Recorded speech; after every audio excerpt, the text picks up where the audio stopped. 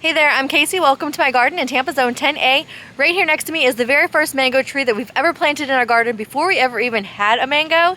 So it's been 3 years, we've tried a ton of different mangoes, and we decided it's finally time to top work this one to a different variety and even remove a different one out of the garden. So in this video, we're going to show you which ones we're replacing, why we're replacing it, and what we're replacing it with. Check it out. So here we have our first mango we've ever planted. This is Doc Mai.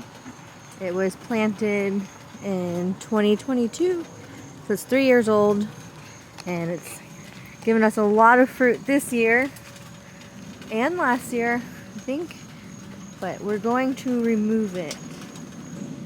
It's just too sweet. It doesn't have much other than sweetness. So we're going to remove all the fruit and then we're going to top work it.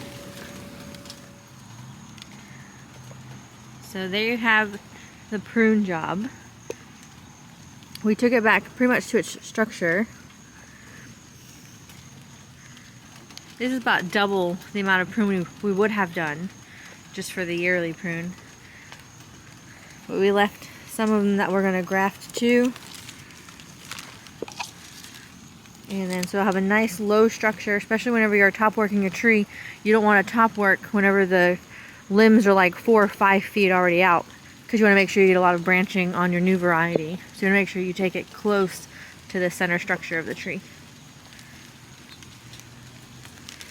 So we're going to do a variety of different grafts. So most of them will just be top cleft on different pieces, different size pieces.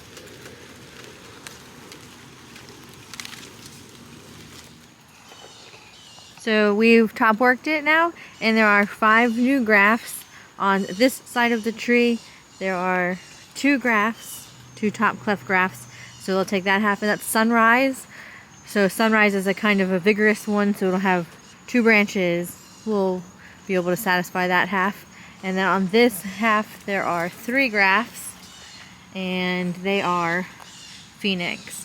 We didn't have enough thin branches, so I just put one into that big branch. We covered it so that there doesn't get any water in it, and we covered them with buddy tape. Buddy tape is definitely worth the investment. I have a video I posted a few years ago comparing it with a whole bunch of other grafting tapes, and you can see for yourself. I'll link that up here. So now that we're looking at it, I think we might just take this one limb off. We'll just allow it to grow and see if that graft takes. This is it from the top. So definitely don't be afraid of pruning your trees. So it'll rebound just fine.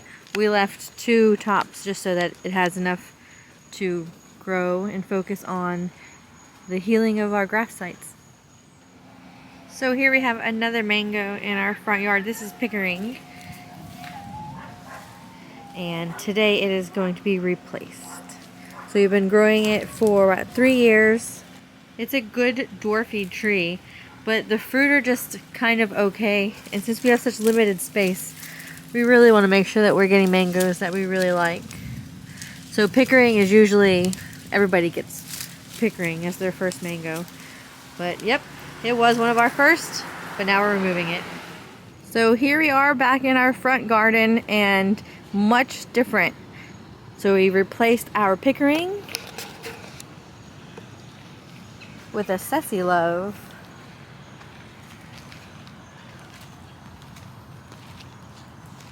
So she looks really, really small right now, but she will grow in no time. And we're much more pleased to have Ceci Love in the garden instead of Pickering. So there you have it. Those are the 2 changes that we made this year.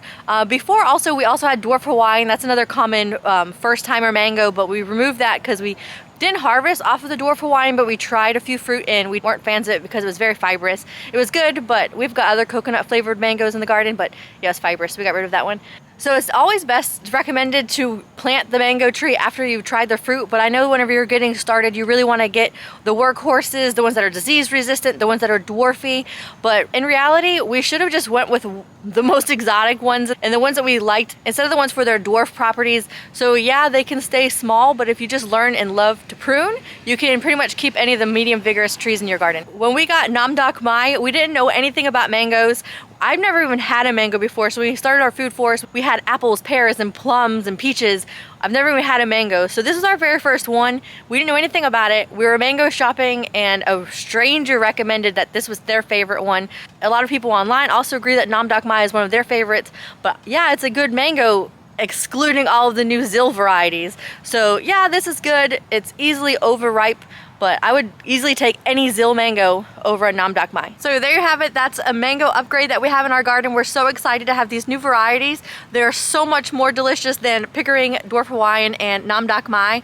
What are some varieties that you're growing in your garden that you love? Or what's something that you were growing in your garden that you've since removed because it wasn't good enough to stay in your garden? Let me know down in the comments. Anyway, thank you so much for watching our video today. Hope that you enjoyed it. Don't forget to like, comment, and subscribe.